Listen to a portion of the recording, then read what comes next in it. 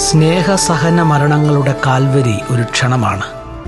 യേശു വിളിക്കുകയാണ് ഒരു മടങ്ങിവരവിന്, അനുരഞ്ജനത്തിന്, മാനസാന്തരത്തിന്, തെറ്റുതിരുത്തലിന്. വചനം പറയുന്നുണ്ട്, നമുക്ക് രമ്യതപ്പെടാം.